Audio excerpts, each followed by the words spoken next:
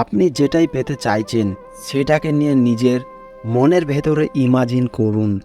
আপনি ভাবুন যে আপনার স্বপ্ন পুরো হয়ে গেছে এবং আপনি নিজের স্বপ্নের জীবনে অনেক খুশি আছেন।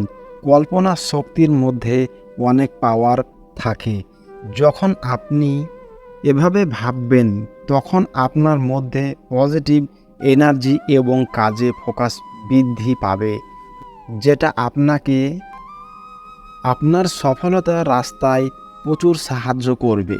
সফলতা পাওয়ার মূল্য মন্ত্র হলো কখনো অসফলতা নিয়ে ভয় পাবেন না, কারণ যে কোনো সফল ব্যক্তি কোনো না কোনো সময় ব্যর্থতার মুখোমুখি হইতে হবে এবং হলো এমন এক গুরুত্বপূর্ণ জিনিস যেটা আপনাকে কিছুই শিখিয়ে দেবে এবং জীবনে সফলতা পাওয়ার জন্য অসফলতার মুখোমুখি হওয়াটা অনেক জরুরি।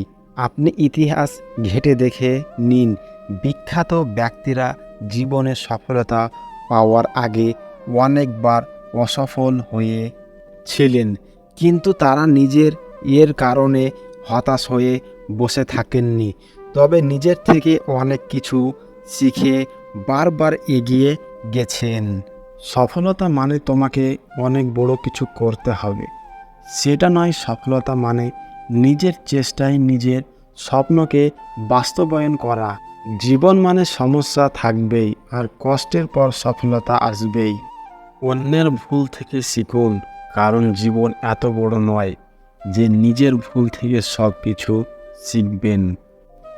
জীবনের লক্ষ্য সঠিক করো, সময়কে মূল্যায়ন করো, সফলতা আপনা আপনি চলে আসবে।